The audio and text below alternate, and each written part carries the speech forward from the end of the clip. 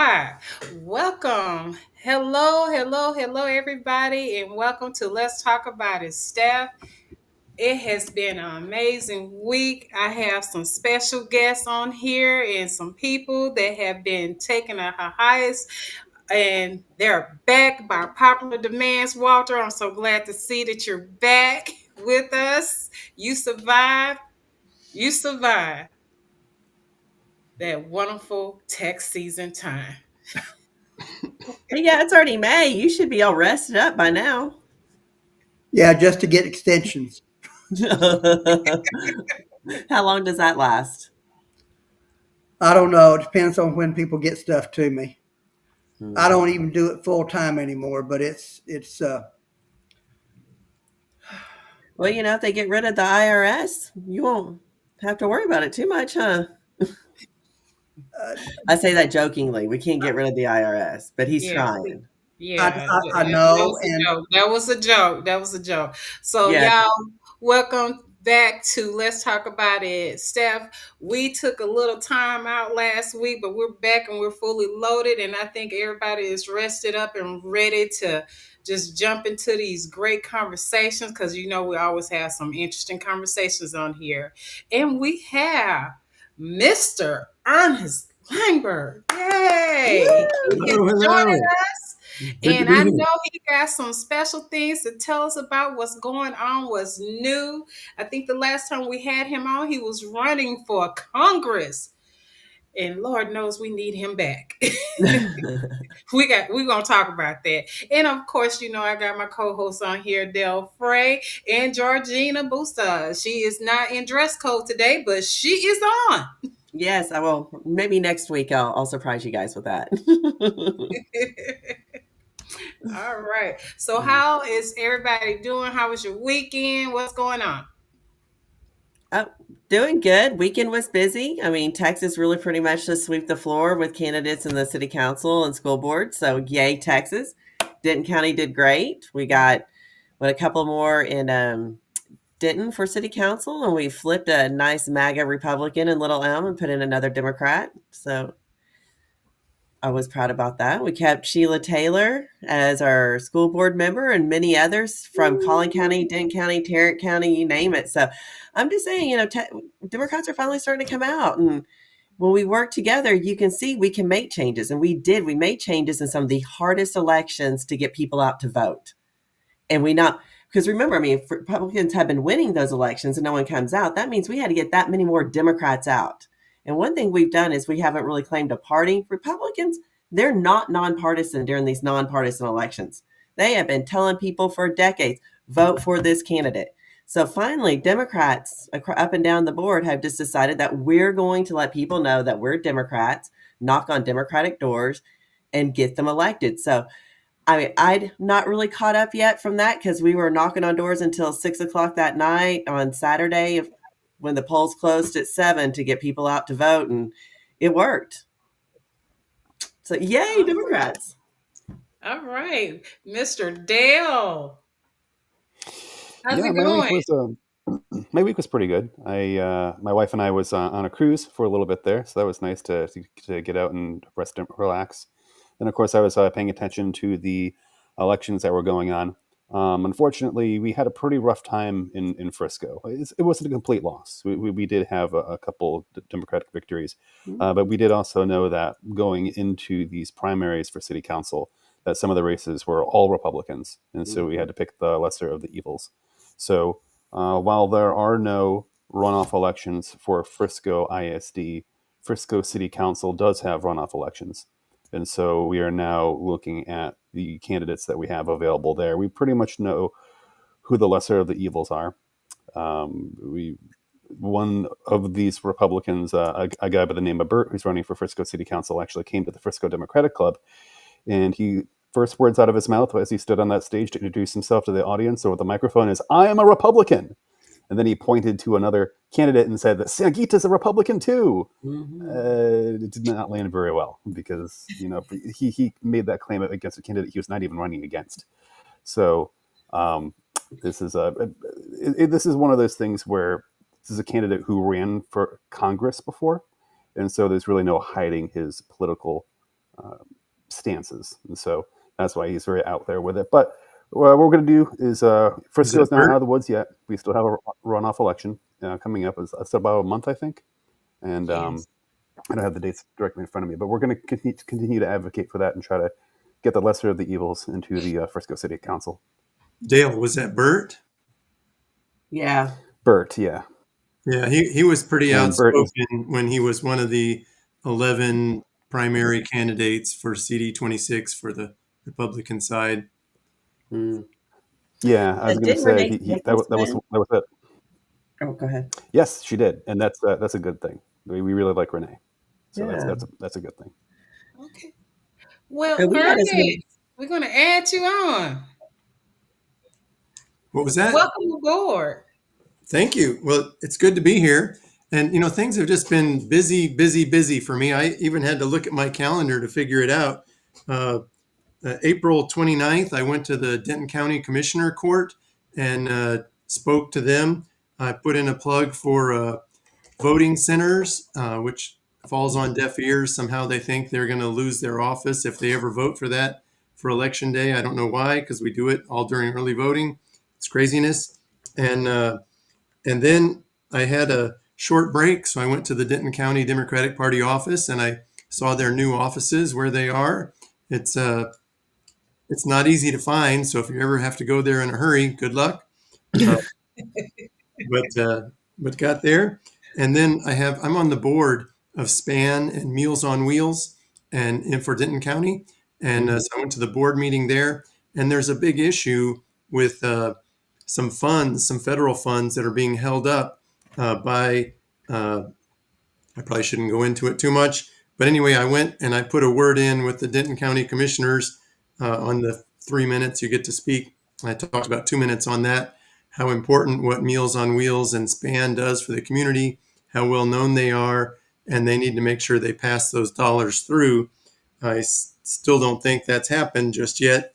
And we're also having a big fundraiser for them. It's called Footloose. You can see it if you go to span.org and look at events, but it's almost the end of time to buy a chair or a table at this event. It's a big fundraiser to try to help Meals on Wheels. I'm also working with them where I donate enough money every month to take somebody off the waiting list. Otherwise, there'd be some senior who's, how they're getting by, I don't know, because they're trying to live at home. Anyway, that was all Monday. And then Tuesday night, or that was Tuesday, I guess, Wednesday night, we had the LULAC banquet, and that was fun. There were maybe 20 students that got scholarships of different amounts of money to help them go to college. And I got to donate some yard signs that they get to put in their yard that says they're a scholarship recipient. And then Thursday, that was May Day, and we had a roadside protest right here in Carrollton at Hebron and Old Denton. And I did that in collaboration with the 5051 group and also the Carrollton Democrats.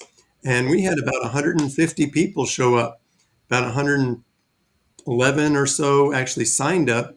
So we got to give all those names to the Carrollton Democrats group. So hopefully they can grow their ranks some more and do more. But a lot of people came out and they were pretty excited. And we had a lot of good honking from the crowd. There were a few people that came by and yelled something like "get a job" or something ridiculous. And I'm like, really, that's the best you got? Okay, whatever. But that was a good day of protest. And then I took the next morning off. This is Friday. I drove out to Decatur, and there's a place called Decatur Medical something something, and I guess they're a rehab center, and they had a lot of veterans there, and they also had the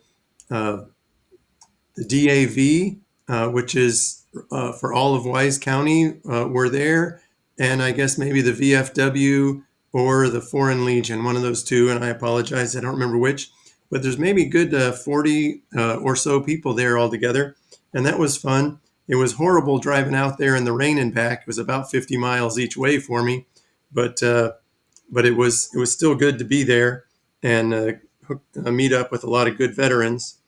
Uh, then Saturday was pole greeting day, and so we got to be out there. And unfortunately, the one candidate we were doing the most for lost by about 30 votes. It was like just under 200 to just over 200, so uh, just about 420 votes altogether. And our good candidate, this was his first time running. He did a really good job. He had a lot of good support, but unfortunately, I guess the incumbent won. And but that was good. We got to meet a lot of good people. And mhm, uh, let's see. Then Monday night and Tuesday night, I went to city councils. I went to Louisville City Council on on Monday night, and that went kind of long, but I got to give my little speech there. And Tuesday night was, business-like, of course, but at the colony, that was uh, a little bit, they didn't have quite as much business to go over, and I got to give my talk there as well. I pretty much just introduced myself, tell them I really appreciate what they do for the community, and I stress that I'm not happy, and a lot of people aren't happy with what's going on nationally with our government taking away money from government services, and just not following the Constitution in some ways, and that we all need to make sure they do better, and like that. It's better in the speech, trust me. Mhm. And tonight I get to be here, so I'm pretty excited about that. Well, we're definitely excited about you being here, and we're going to talk more to you in a few minutes. Now we're going to introduce Walter. Welcome back, Walter. Glad to be here. Been looking forward to it. Uh, Hope everybody had a good tax season. Uh, but we've got problems down in Austin, and I don't know how to solve them. School vouchers passed, but the education bill hasn't. Mhm. So, and I don't know that he's going to give any. Uh, I don't know that he cares that it gets passed. Mhm. He got what he wanted, but I hope we can talk about that tonight. Uh, I know that there were a lot of people when it when it passed that whose hearts sank because it's just going to destroy public education in Texas. They did what they got paid to do. Right, and By billionaires. Yeah. they there was a lot of money that went to elect the people that voted for it, and I'm I'm just heartbroken uh, for all the teachers, for all the administrators, for the people who are trying to educate the kids of Texas. Mhm. I saw some heroes step up. Uh, James Tallarico, uh, really doing awesome. It didn't hold the day, but he was really putting people's feet to their fire on a lot of these bills that make no sense, and asking them, so like you get all upset about people teaching critical race theory, which we don't even teach in our schools, but you get all upset about that and you want to have a law to prevent it. But now you want to have taxpayer money that basically sends students to private schools where we have zero curriculum influence. They can Mhm. teach religion, they can teach, anything they want to teach. And our taxpayer money is going to go towards that. And James Tallarico is doing a really good job on pointing that out. And I mean, he's really well spoken, and knows how to ask questions that people.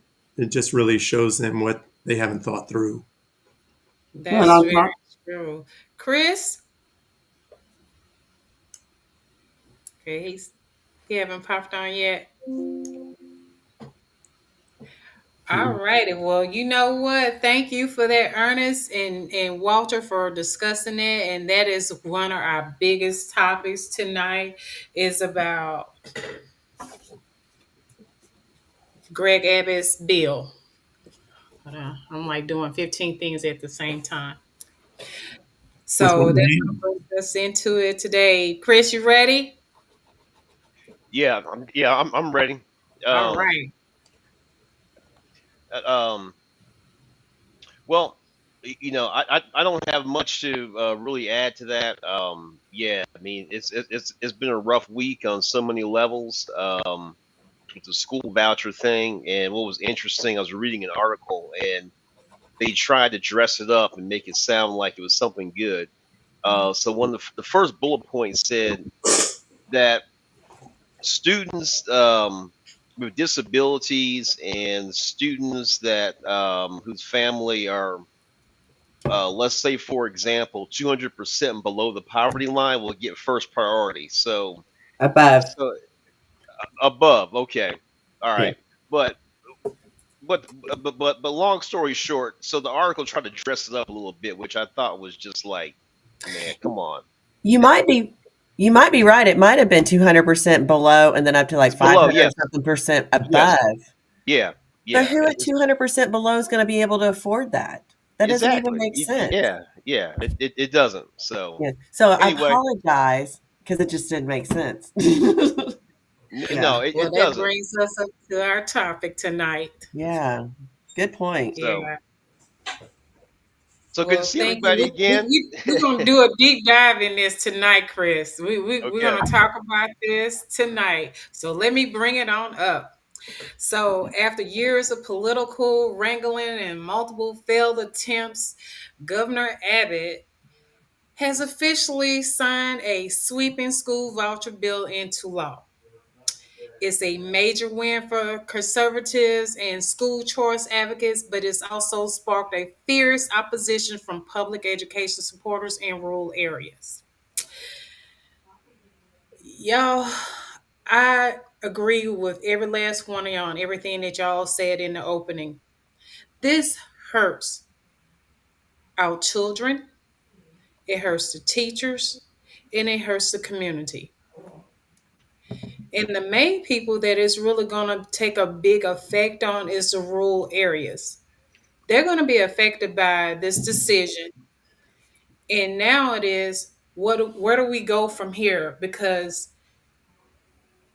I don't know. I don't know. All I can tell you is that we all have to continue on fighting, and come November of 2028, we got to vote these people out, and some of them are going to be running again. And a lot of seats are open for Mhm. 2026, and we got to get these people out because they yeah, don't deserve to be in those seats if they're continually voting for the money bags and instead of voting for the people. We put them there so they could vote for us, not for these billionaires. And that's what's taking place. So I'm gonna open it up and I will highlight whoever wants to go first to talk about this, because right now I've been receiving a lot of phone calls, and I know those of you who have ran for office probably have been getting some calls as well, as like, what are we gonna do? How are we gonna fight this right now? I know we have people calling um, Tan Parker and a couple of other people that are in the Senate and also that's in the House, is trying to get them to fight against the SAVE bill, but it looks like they're not going to listen to what we're having to say. So we're going to have to put some pressure on them and call. And I do have some numbers for us to be calling these people too. So who's up? Who wants to deep dive into this? Georgina, I know it's you. So quick, put your hand down. I already know it's you. yeah. Well, I had a Hey, few things on that one. So when we talk about funding and vouchers, it's not just about vouchers. Vouchers is one way that our schools have been underfunded. The current legislation that we have out, and I guarantee you what the legislators in both the Senate and the House, well, definitely the Senate is going to say, oh, we put through the funding bill that allows teachers to get raises. Well, that's not everybody gets a raise, I believe, on that bill. And it definitely isn't everybody that's not a teacher. But here's what we're looking for. Even if they do, and hopefully they do pass SB2 or HB2, It's still $5 billion shy of what they need, according to Tallarico when he was going back and forth with Buckley. So I think between all of the bills together, not just SHB2, but including some of the other ones that Buckley had mentioned, I don't have their bill numbers yet, but I need them. Um, it comes to $10 billion increase. But according to the Texas Comptroller, we need a $15 billion increase. So not only are they starving our students, but even when they do decide to feed them and give our schools money, that's still not enough. On top of that, they pass vouchers. It's almost like they just want to squeeze us so tight that they can say to their constituents, we've given them more money because of the funding some of the mandates, and also increasing the homestead tax exemption, which takes some of the money away from our local ISDs. Texas is also going to have to fill in that gap because remember, it's all based off one number and it doesn't really matter where it comes from. So they can go ahead and say, well, we've given them more money to public schools than we ever had before. Well, yes, that means the state has, but it doesn't mean public schools are receiving more money than what they had before. It's just a matter of who is spending the money is changed because they took away the resource that we had on actually taxing property values and having the income come in from our ISDs. It's just another way to make sure that they have control over starving out our schools. So vouchers is a big deal and it's horrible that it passed, but right now what we're looking at is a much larger crisis if we don't get a HB2 out of the Senate. And even if we do, we probably need to keep pushing for something else in addition to or some adjustments to it. I know that was a lot. Sorry about that, guys. I know, and you know what? And I know Dale's gonna bring it in. He go, Dale. All right, wrap it Yeah. up, Dale. Well, I was going to say that, Stephanie asked a really good question is, where do we go from here? And that's a difficult question to answer, but I can tell you there's a couple of obvious ones that we definitely need to start doing and doing really, really hard, which is informing people about the website called ballotpedia.org. Because on ballotpedia.org, you can go to a candidate's profile and see who is paying them, see where they're getting their money from. And when you see some of these larger PACs, like the PACs made by Tim Dunn and Ferris Wilks, that should be very, very alarming because any candidate who takes money from Tim Dunn and Ferris Wilks, I promise you, they are compromised. They're absolutely compromised, along with a lot of other red flag PACs out there. Because, I mean, of course, as Stephanie said, we're going to contact our representatives, but I'll be honest with you, I'm still going to try to contact Jared Patterson, but I know he's not going to listen to me. I know his values. I know that he is going to do everything he can to hurt our public education system. But the only really way to fix this going forward is to vote them out. We have to vote them out this coming midterm. Mhm. Yep. The legislature has just voted against the people's best self-interest. And if the people are not aware of that, they will find out very soon. And that should cause a backlash or a blue wave in these midterms, along with the many other things that should cause a backlash and blue wave in these midterms. Again, I want to remind everyone that this isn't the first time school vouchers has been pushed. The school vouchers has been pushed over and over and over again hard. If the people actually wanted school vouchers, they would have had it a long time ago. The fact that the governor had to push several special sessions last time and then even try to get involved in people's primaries in order to force this legislation through shows that this is not really what the people want.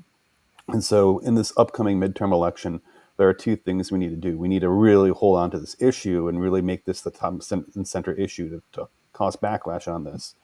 And we need to really highlight those individuals who take money from individuals like Tim Dunn or Ferris Wilks or any other anti-education PAC, and really highlight those. That would really be important and really something to highlight.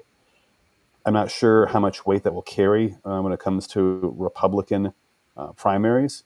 And I'll be honest with you personally, myself, I will never vote in a Republican primary. I know that there are some Democrats who are tempted to do so because they feel like if they can at least choose the lesser of the evils, that may be beneficial. I'm conflicted very much on that concept. I will remind anyone who's listening right now that if you do choose to go down that route, if you are a Democrat and you choose to vote in a Republican primary, one, be aware that that is a public record and that is something that precinct chairs can look up and we'll see. And two, when you vote in a Republican primary, you just disabled yourself from voting in a Democratic runoff. If there's ever a runoff election right after a primary, you can only vote for the party in which you voted for in the previous primary. So be aware of that. But I'll pass it back to Steph because I know that there's a lot to be said about education. Well, thank you for that. And you know what? Thank you, Dale, for that information because a lot of people do not understand the way how the voting system works. They will go vote in a Republican prime thinking that they can go and mess with the numbers. And you know what? There are Republicans that do the same thing. But I definitely want to make sure that we get people registered to vote and get them out there. And we have to continue on pushing that message out. I think the message is loud and clear that the GOP sent out that if you have to be either in some type of home where there's no type of communication going on, or you sleeping up on a rock or something, because there is no way that nobody knows what's going on. Hmm. From we are empty. I'm not even gonna go into the US thing right now, but I can tell you right here in Texas, y'all, we're in trouble. And people like to say the word woke, but you really have to wake the hell up and Mm-hmm. get off of your butt when there's time for election. You need to go vote. I'm so Mm-hmm. proud of y'all that went out there to go vote this past week. And we got some really good people in, and hopefully we'll wind up getting them on the show. But it's so very important that you vote for every election. If they have an election, y'all need to slide in there and go cast your vote because you never know what they're going to have on that ballot. Sometimes they don't even have anything that has to do with who's running. A lot of times they have to do with amendments that they're going to have on there that they're bringing to the public, which is what's going to happen in November. So y'all got to make sure you stay on top of what's going on. And I'm going to do my job and make sure that I let y'all know what's going on so that we are all getting this message across because it's so very important. And I wanted to tell y'all real quick, I had just received this message. Brandon Gill, he is the congressman for Congressional 26 out here in Texas, and he's such a joke. And I hate to Yeah, say it like that, but yeah, he really he is. is. He's such a joke. He's not someone that is really looking out for the people. He is someone that's trying to make a name for himself. And words cannot describe the things that I really want to say, but I'm gonna be good. Say But it. The guy's a whack job. I Hmm. mean, he's like a MAGA. He's classic MAGA. So I mean, the dude's a lunatic. And he's a sociopath that loves Trump. I mean, he wants to put Trump on the $100 bill. Oh Yeah, my that's God. so that's what he's working on. You remember that protest that we did? Yeah, Yeah. So he was in there because Anik was in. We had a couple of implants in there, and I got to hear the whole video. I'm not going to say who videoed it, but it was awesome, or the recording. And he was talking about putting making all of Trump's executive orders law, like an official law, making yeah, sure that every single one got through. I'm like, are you a psychopath? Oh, well, the answer is yes. So we got yep, that. I mean, our whole area is full of sociopaths. That's all we put in office over here in North Texas when it comes yeah. to Republicans. You get over there in You know Richmond, what? big Taylor, time, you Thank got big no hell you. of time. a Y'all are place. saying stuff that I can't say, so I appreciate you saying the things that I can't say because I might run for office and they're gonna pull this clip and they're gonna say, "Well, you see what she said." But right now, So I mean, I'm 27% of like, us so are what? only, we've got a So 27% Look, approval rating with the Democratic Party. Say it. We want you to say it. they gonna y'all really talk want about me to say us. it? They Yeah, gonna they say do. all kinds of stuff about us. So what's the difference? Nothing. You can say it. Say it. No. They gonna they gonna call us woke. They gonna Brandon call us Gills, you liberal. They suck. gonna call us whatever. Yes. Yeah, You suck.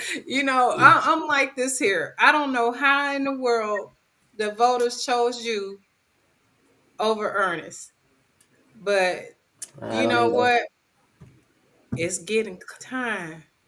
It's getting time for us to get ready to vote again. And we got an awesome candidate that will be running. And if he doesn't run, we got somebody else. I'm quite sure they'll be running to replace. We got to make a change. At the end of the day, y'all, we cannot continue to run Texas to the ground because that's exactly what's going on right now. Texas is being ran to the bottom of the pit. And I don't see a light coming on anytime soon unless we get out there and go put the right people in place that can go in there and make changes. So y'all, we're gonna have to pull ourselves up by the bootstrap and try to work through this because we got 2 more years and hopefully we can get these people out. We got people like Walter that I hope he's running again. We need to put some good people in position that will take care of Texas because that's the problem. We got to take care of Texas. Y'all did hear about what they're trying to do to Al Green. They're trying to silence him. He was on one of the shows and was telling Roland Martin. Y'all heard of Roland Martin, right? Yep. Oh yeah. Mm-mm. Okay, so he was on Roland Martin and they had a great discussion. But at the end of it, which was kind of spooky in a way, but it's not because things make sense if you read between the lines. He got up there and he says, I don't smoke, I don't drink, I don't chew, and I don't spit. If something happens to me, I don't do none of those things. Mm. So he's basically telling us what's really going on behind the scene. I'm like this here. You got Jasmine Crockett getting all kind of threats and stuff, and then you have other Congress people that the ones that are standing up, they're getting threats too. We got to make a change, people, They tried to because kidnap Gretchen Whitmore a they couple of did, years Yeah. ago. Yeah. they did. I mean, this And has been going on for a while. The Republicans are it's getting sociopaths. worse. It's getting worse, and it's getting to the point where you got good people that may want to run, that might be afraid to run. But I'm gonna tell y'all, and I know I'm a soldier wife. You better put your feet down, 10 toes down, and stand up for Texas because Texas needs you to run. We need you to stand up for us because not all of us can go and do it, but somebody got to do it. By golly, stand up for what's right because we need you all on board. So Okay, Walter, what you got to say? I agree with all that. The the legislator who beat me, he's beaten me twice. His kids were homeschooled. mm, He's a good guy. He's a smart guy, but he doesn't care about the public schools. mhm. And he was uh, James Frank. He was on the education committee, and he he was at every event that Abbott was at private schools the year before, trying to uh, support it. And he doesn't do anything to support public schools in Wichita County or even in the whole District 69. And and yet he keeps getting elected because this is a Republican, real red district. And the first time I ran, uh, I just ran to have a name on the ballot. The last time I ran, I was able to run some advertising on television, and I took another step.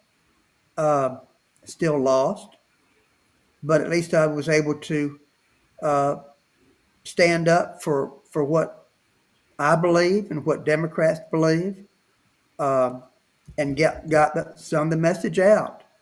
Uh, the problem is that we don't have enough voters. We're not a blue state. We're not a red state. We're a non-voting state, Yes. and until we get people voting, we're still going to have a problem. Well, we got a lot to run on. And if we just want to look at, I mean, just take, not vouchers, but just school funding in general. I did that report, took it to the legislators. No one listened. City council, they got it. I mean, city councils would sit there and talk to me from the dais because they were scared too. They understand the ramifications of underfunding our schools and what it's going to do to our municipalities. I don't understand how the legislators don't get this. But we're thinking that we're fine and dandy right now because we've got all kinds of businesses coming in. But right now, I mean, they're also bringing in a lot of employees because they're saying they can't find educated enough Texans because we've underfunded our schools to that point. When are people going to stop moving in because they realize our schools suck? Then they're not going to get that elite that they want to work in Yeah, their companies. Those and we companies have a high will cost of living on transfer top of that. somewhere else. We will, and our property values are going to go down. We had this massive explosion. Now we don't have enough homes, but pretty soon we'll have too many homes. I don't think this is going to take as long as people think it will. So Abbott really, and everyone who voted for Paxton and Mitch Little and anyone with an R next to their name, they voted for this and they did it to themselves and they did it to us too. And I can be honest, I'm just really pissed about it because it's Yeah, not just our children; it is across the board, bend over. We're all going to take a little bit of something. yeah. So Not to get out the not, vote. not to throw a monkey's wrench into anything or make anything any more complicated, but there was one thing that did cross my mind is that I know that when legislatures make laws and they pass them, it does take time for the people to feel the effects of those laws. So, Greg Abbott is coming up for a re-election, I believe, in this 2026 midterms. Yeah. I'm not sure how fast this will be because I also do. I need to check the legislative bill, but I do know usually the bills will give you a date in the future upon Hmm. when that law will take into effect. I See, don't know when that will be, but I am curious how quick. I'm wondering if the effects in the feelings of this legislation and the school voucher scam will it be affecting people in time enough right before this 2026 midterm election? It's well, hard to say, right? so here's the thing about it, Dale. That really doesn't have to, and hopefully it doesn't, because with the way that they've underfunded our schools, with the lack of funding, the schools have already been affected. Hopefully, we can show and get Abbott out, and then other legislators in, where we can get rid of vouchers before they really take effect. That is about the only thing that's keeping me on right now about vouchers. But the fact that we're not funding our schools is what's really going to kill us. And then if we don't fund them and school vouchers take in, we might as well just all plan on homeschooling at that point. I'm just glad I It's don't have young kids. That's all I can say. honestly, yes, I agree. But then again, on Dale's point, if it doesn't take effect, how are we going to prove that vouchers are bad until it's too late? And then we got 4 years of it. Yeah, I don't even want to think about that. So hopefully that's not the case. What the legislature and what the governor is trying to do is to continue to underfund public education Hmm. so that there are failures, that Hmm. there are problems, Hmm. and that they can then say that the vouchers was a silver bullet, and it's not. Vouchers will only help a few people. Vouchers are not going to provide transportation to and from school. Yep. Right. Vouchers are not going to provide for the difference in the tuition. Mm-hmm. Vouchers are not going to provide uh, what the public schools do. The private schools don't have to take anybody that has a disability, Yeah. Hmm. Right. uh, Right. and they're not going to. Hmm. Neither do they have to take anybody that's a color that they don't want. Hmm. This goes Mm-hmm. back to 1954. Or an education level they don't Yep. approve of. Yep. Like they don't Right. think you're Yep. intelligent enough, or you don't have the right family history, or you're not on the Right. right side of the tracks, or Yeah. Exactly. yeah. And Well, I can tell y'all now that even in my home state or my hometown, that they're gonna get ready to close three of the schools out there. And one of them was an elementary school that I went to. And I kind of get why they're closing it because they're aged out. But just think about the funding that they get from federal government. It's not there. And that's going to be taking effect. A lot of stuff is going to be hurting us come next year.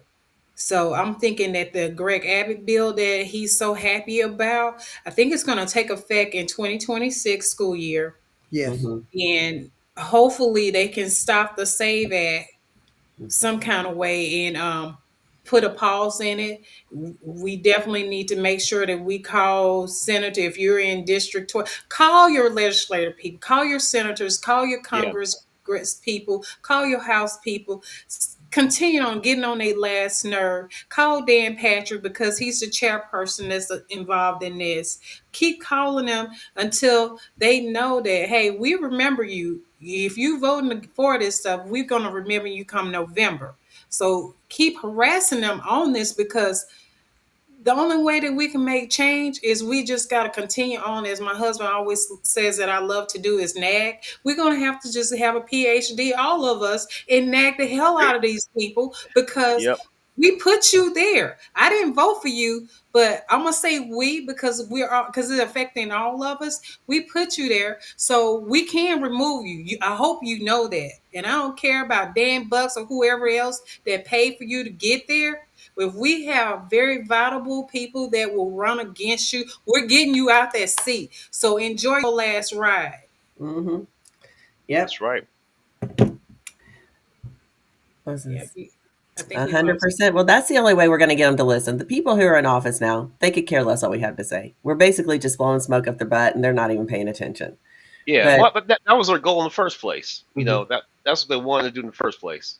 Mhm. But and here's another thing too. They may be blowing smoke up our butt, but when we talk about defunding schools, and you guys brought up a good point, when you close schools, you lose educators. It affects the local economy because now all of a sudden certain people out of jobs. It may not happen overnight. Those job losses, like we've had in the Metroplex, may be through attrition, but at the same time, you still have fewer people who are employed. Now, it's even worse when you actually do have to fire them. And not every school at this point is going to have a choice. Losing them through attrition is probably not going to be the option coming in the next year or two if we continue on this route of not funding our schools. And then we add vouchers into it. Now you've actually got people being fired, schools closing down.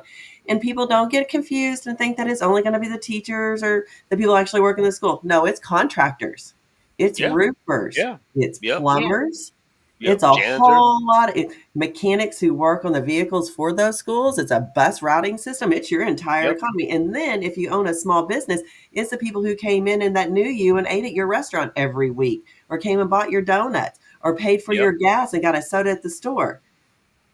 Economy is a funny thing and it's very entwined. So when you mess with one aspect of it, and education is a big one, you really just kind of mess with yourself. Yeah, and not to mention too, you're Absolutely. mentioning the concept of employment and unemployment increasing.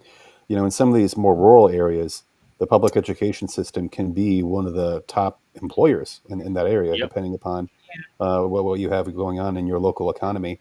I know that up in Walter could probably answer to this better than I could. I know that in the Wichita Falls area, I know that the economic uh, strong points are the two colleges and the Shepherd Air Force Base. That's right.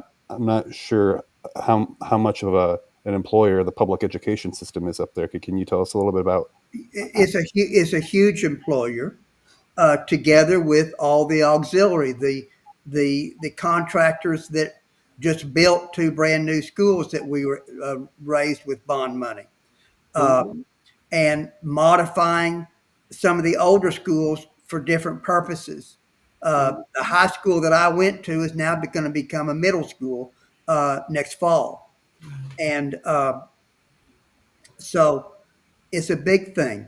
I spoke to the superintendent of the schools in Chillicothe, which is in District 69, and they're the largest employer in town. I spoke to teachers in Vernon, Texas, uh, and they're having uh, churches ask for zoning variances to be able to have a school in the church because they're all planning on doing this as soon as the voucher is passed. And there will while the actual bill says something about the school has to be established for 2 years, I'm sure that there will be some leniency in that down in Austin that we won't ever hear about. Uh, Yeah. One of the things that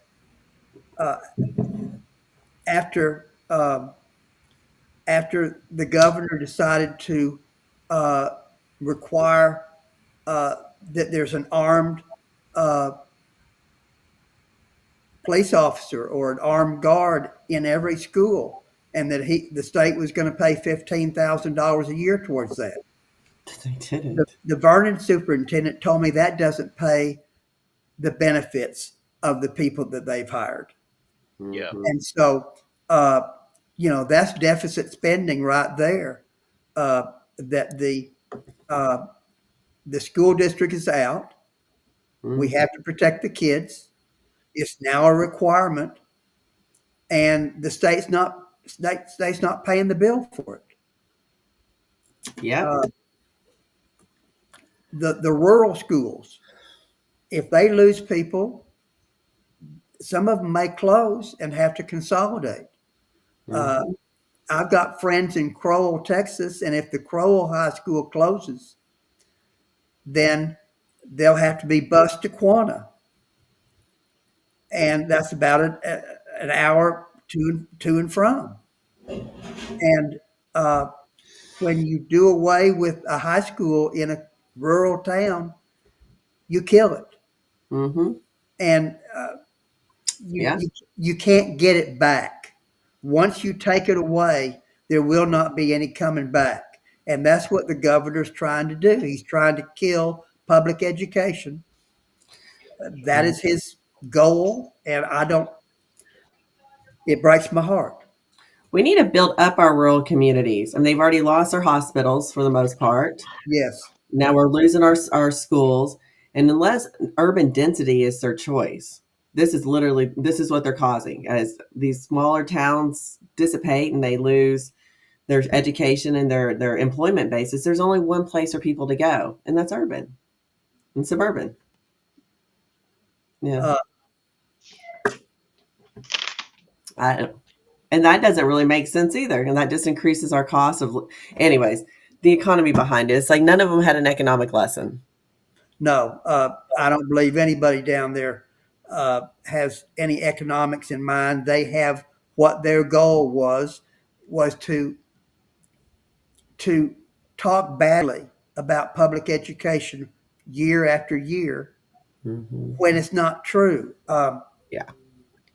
I mean, I look at the Facebook comments about this bill and about vouchers and everything else, and I'm reading comments that have to be a troll from somewhere because they're talking about public schools are horrible. I substituted a few days and the kids weren't learning anything. I don't know what she's talking about.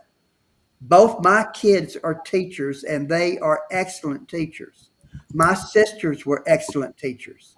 They're now Mhm. retired, and I know what the difference is. Uh, We've got great teachers. My I, kids have always had great teachers. I mean, they've helped them grow when they were in elementary school. They helped them figure out how they learn, their best ways to manage their emotional issues, their educational issues. I mean, it was kind of like a full service. I love my teachers. I so couldn't did imagine I. without them. Uh,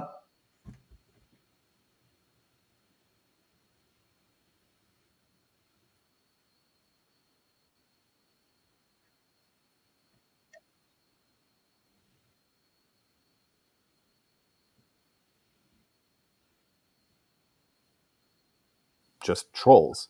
And Hmm. you can tell that they're just straight up trolls. It's because the actual parents of the students do not say these things, because the actual parents of these students, they go to PTA meetings, they meet the teachers, they know who they are. They're not actually thinking that all school teachers are pedophile groomers trying to push a woke agenda on children, right? Yeah. They're And just trying to get through the day teaching our Right. kids and right. helping Yeah. them make good adults out of them. That's Right. Yeah. Hey, going Yeah. back to my question for Walter. So so once you have a school closes, even so, what you're saying is even if so let's say we get more Democrats in the House, the Senate, a new governor, and they want to um refund the public education. So you're saying that's not possible, even if the state legislature says, hey, we want to we know this school closed, so we want to reopen it or build a new one in its place. So I'm just trying to understand how that's not possible. People make long-term decisions. And if schools in your neighborhood close, Okay. you've then got some options. You could either decide that you're going to move to a neighborhood where there are some good schools, Okay. or you're going to make another decision. Here in Wichita Falls, there was a private school that started up uh, for 2 or 3 years, and it closed last May, and they went bankrupt. They couldn't hold on long enough to have vouchers help them. Mm. Okay. Mm. But when they closed down, there were teachers that whose paychecks bounced. Okay. Mhm. Now, Wow. you're a teacher at a private school. You're not getting paid as well as you might in the public schools. True. But my son had a lot of friends who had gone over there to teach, and all of a sudden, not only did they not have a job anymore, but the paychecks bounced. Wow. Mhm. I Wow. mean, uh, Wichita Falls has a great school system, but all it takes is to lose 100 students to a private school, and we have some good private schools in this town. Okay. Mhm.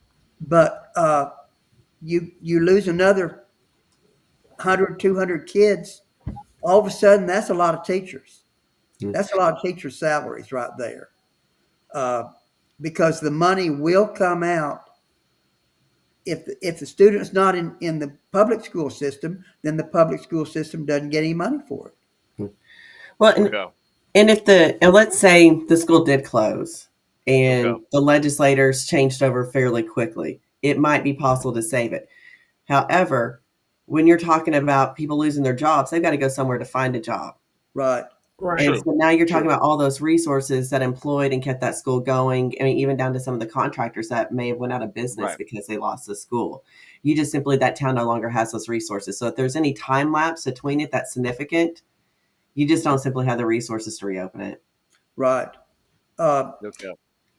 I mean, That's where they're gonna be coming to me asking for a job and other people that's like hiring folks.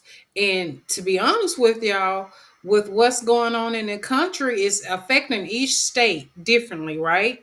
So yeah, it's like you might have 5 openings and you got 30 people trying to get into these 5 spots. We only have 5 spots for that, and it's going to be really challenging to try to place these people. And I just have a question because they're cutting so much funding in every single thing. Are we going to have enough money to pay these people unemployment? That's my question, because you want to cut so much. Are you going to be able to pay these people unemployment since you got rid of their job, since they're away? So now you're going to go ahead and be added into this group. And can we even afford to pay them? Well, that depends on whether or not we still allow unemployment insurance to exist. right. Yeah. Exactly. Yeah. Exactly. On a Yeah. And federal basis, they're trying to eliminate everything that Franklin Roosevelt started Yeah. 80 Yeah. years ago. Which is the only thing that's kept us from the Great Depression many times. Yeah. Right. Again, Yeah. exactly. many times. All those My- people that want more and are concerned that somebody else has something they don't have. Well, thank you, FDR. Right. That's because you right. Right. saved all of our jobs. Or when the government gives us money, the poorer we are, and they give us money, the more we spend it in the economy. The wealthy, ultra rich, they just send it overseas. It does has no money multiplier. We never see it again. It hurts our economy. Right. But you give it It to somebody who does. Absolutely. doesn't have much, they're putting it right back in. When I It, started it do, does. when I started doing taxes, the top rate was 70%. Yeah. Yes. Yes. And before that, the top rate was 91%. Yeah. And that was when we built the interstate highway system. That's right. That was when we went to the moon. That was when we started the Peace Corps. All the things that helped us for years and years and helped the image of America in the world. And uh, Ronald Reagan, uh, everybody's complaining about foreign manufacturing. Ronald Reagan's chief of staff, is the one that Yep. told all the manufacturers to move their manufacturing Yes. overseas, and they would Yes. be able to break the unions that way. Yeah. Right. And NAFTA didn't help either when Bill Clinton Yeah. came in. Right. That didn't help. Oh, you know what? But I want to clarify something, Walter. When we talk about 91%, that wasn't on their total No. return. No, That no, No. was that at was on a the certain No. last amount. dollar. No. Yes, That was on the last dollar. But but that's but but that that a lot. But a lot of people think that you get it like, oh, it's going to all of a sudden go down to, all my $1,000,000 is 91%. No, can you explain how no, that No. actually no. No. works? Uh, No.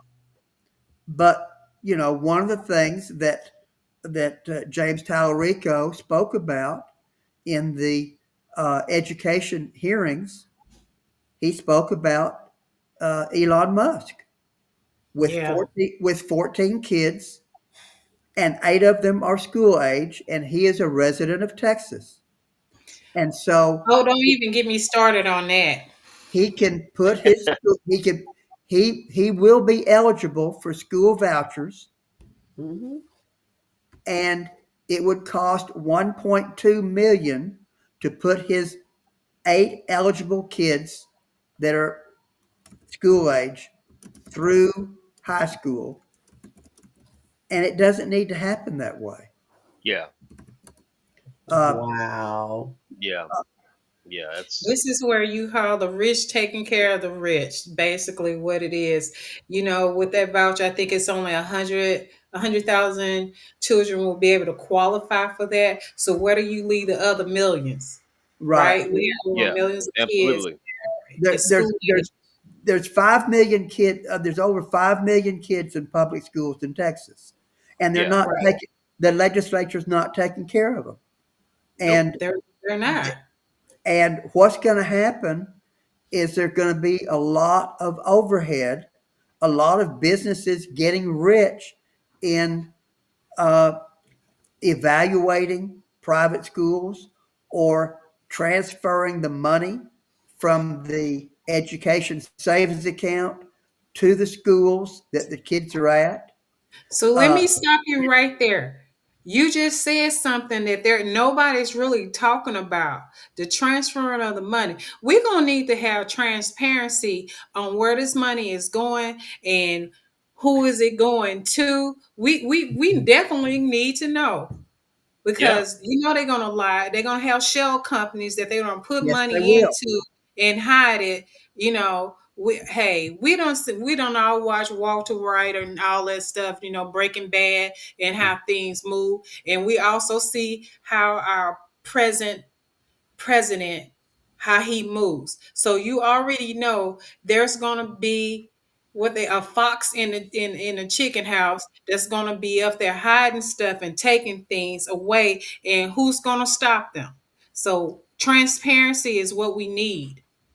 In the Arizona voucher plan, Yeah. my understanding is there's already been evidence of people that lived in Colorado making up an address and kids in Arizona and getting paid the voucher money every year when Hmm. they weren't even residents of Arizona. And, Wow. and the Arizona education system didn't catch it for a while. Hmm. Not only that, but Arizona's budget shortfall for the voucher program was about almost $1 million. A budget shortfall. Well, actually, more than that. It's like Yes, $300 million budget shortfall from their voucher program. Arizona spent so much money on giving vouchers to kids that were already paying private tuition that all of a sudden they had to stop water projects and stop highway projects in order to keep from going bankrupt for the state. Now, I mean, we do have 20 something billion dollars for school funding and 30 billion in our general fund. So we might be able to handle it for a while. But I mean, Abbott, I guess he's looking at that saying, oh, we got plenty of money to funnel it into his bank account. Yeah, we do have a big, massive surplus, which is a good problem to have here in Texas. But Yeah. up until recently, the governor has been holding that money hostage. But it's But only a surplus when you spend it and everything's funded. Otherwise, it's just hostage. yeah, Right. true, Yeah. true. Absolutely. But as Walter was saying, that this money is going to people who already have their kids in private school. Mhm. It reminds me that when Gregg Abbott, he was doing a tour around Texas pushing for the voucher program, like a couple several months ago. But every time he went to advertise the voucher program, he would go to private school to private school to private school. He Hmm. never once went to a public school to advertise the voucher program. It was only to the We private know schools he's he not going to advertised. come to a public school at all. We'll get a lynching. Yeah, I know. Well, I will wear He's my probably red will dress. there. I think that the main point here was that he knows darn well that this is going to help only those who already have their kids in private school. Right. It's for them. It's not for the general populace, and he knows it. Yeah, Yeah. you're right.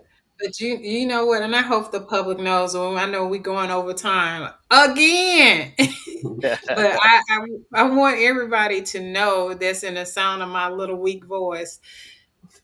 Texas, we love y'all. We really do. There are people here that is fighting tooth and nail, trying to protect. There are people going out protesting. There are people are calling the governor. They're calling lieutenant governor. They're calling the senators. They're calling the House to stand up for y'all. How can you support when we have candidates that are running for office? Please get out there and support them because they cannot do this on their own. They need someone to go out and block wall. They need someone to be out there calling people. They need donations because they can't do it by themselves. They need help.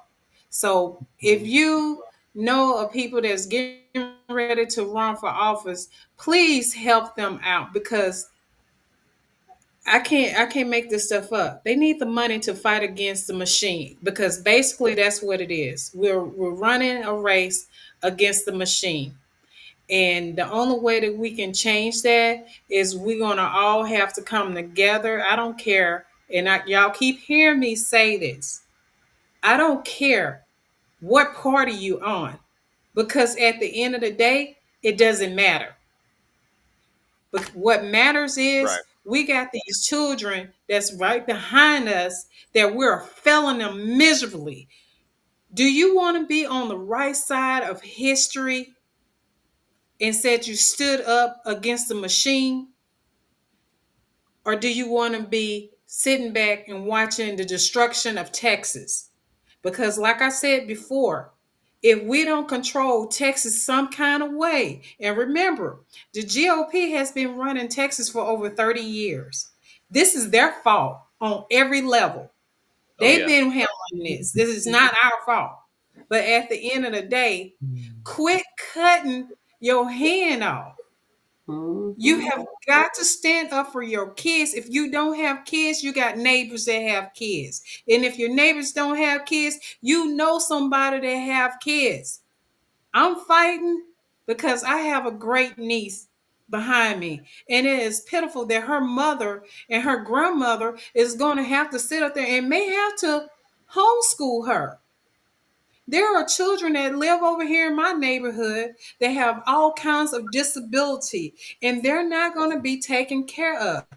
Y'all, you got to put down your swords and let's come together as a unit and fight for our future, because their future matters. And if you don't stand up for them, they're going to remember you in history that my grandmother, my grandfather, my uncle, my aunt did not stand up for me, and they let this happen. They did nothing.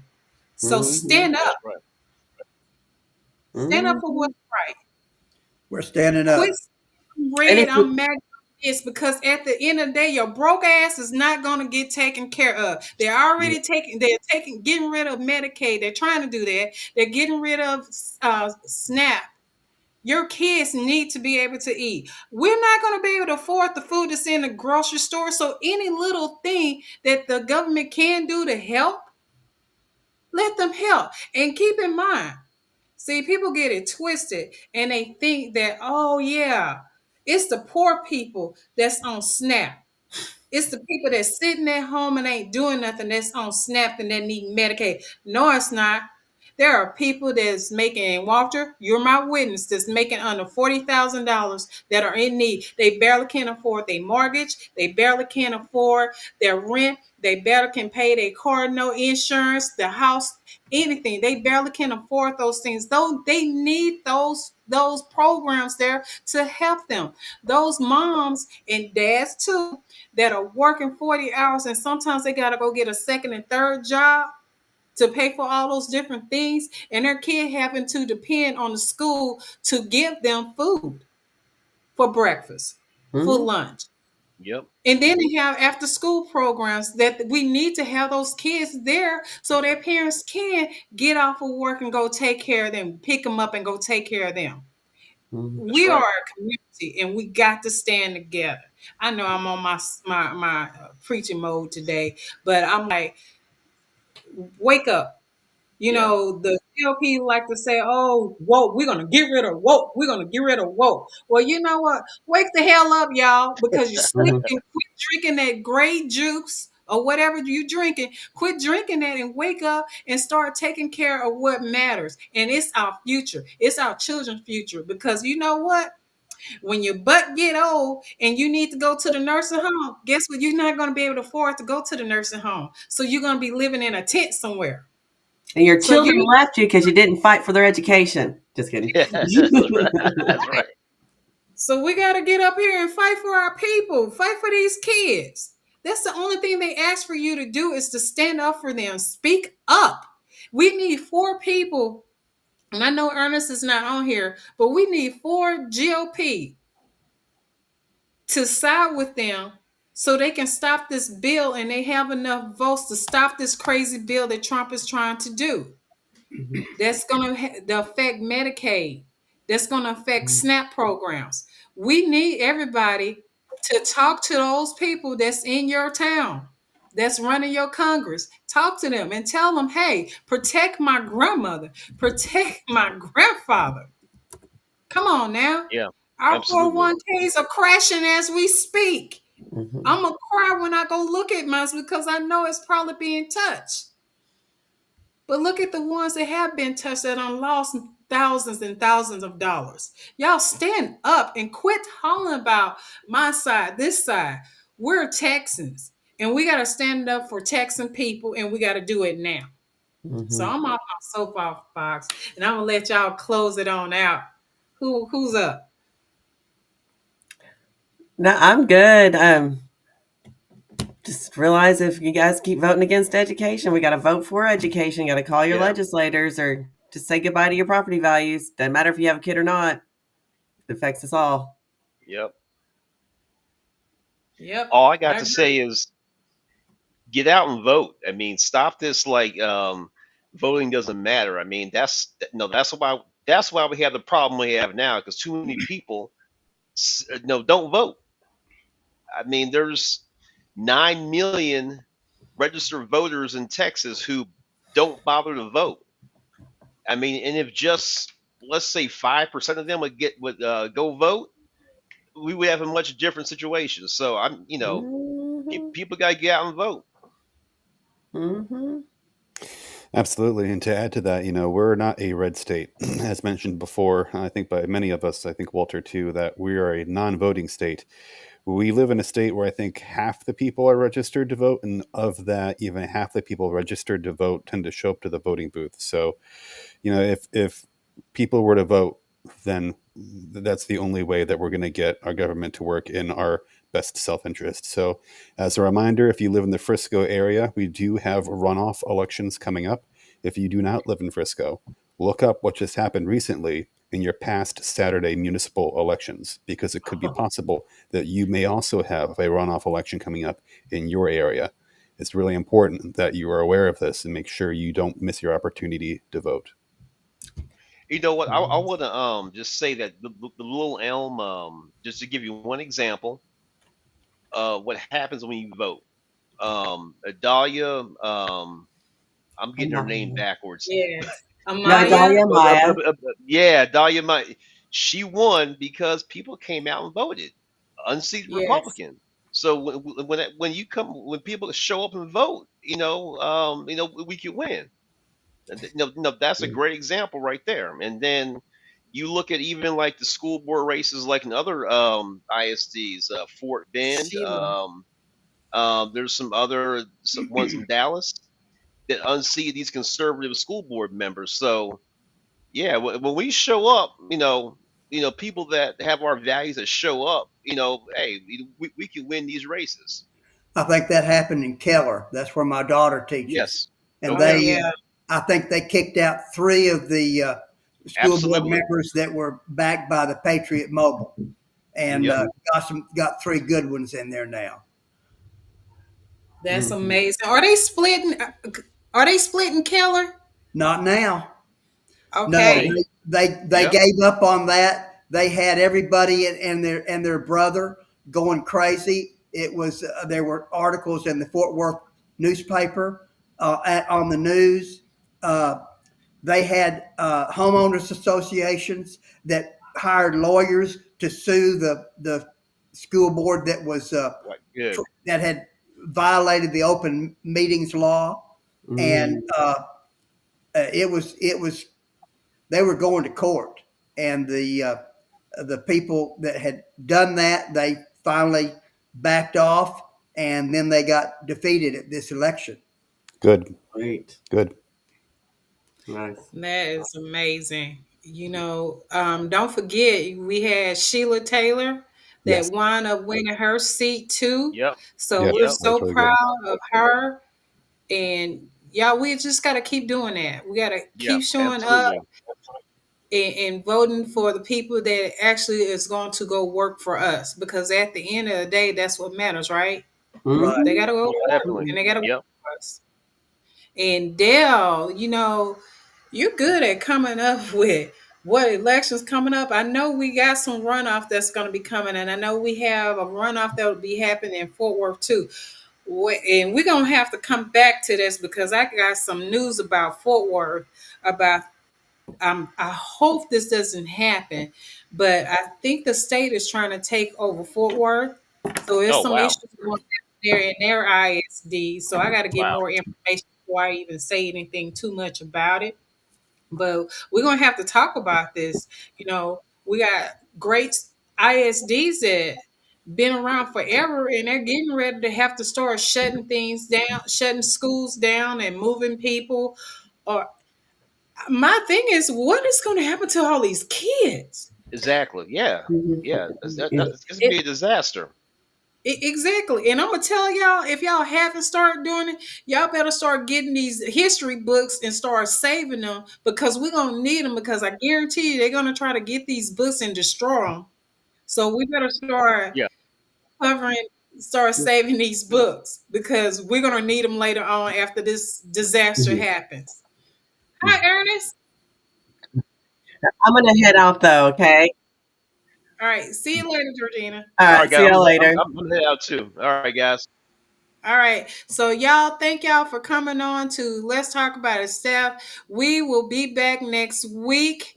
and talking about all the crazy stuff that's going on. Because I told y'all before, I can't make this stuff up. It's always something going on out here. If it's not in Texas, it's always something going on in the country. We have plenty of contents to be talking about. So we will see y'all next week, 7 o'clock. And if you on YouTube, please don't forget to like, subscribe, and share. Because you know what we talk about, it actually matters to you, and not only you, it matters to our future generation coming up. So y'all have a wonderful night, and we'll talk to you on next week. Good Ciao. night. Thank Have a good you. night.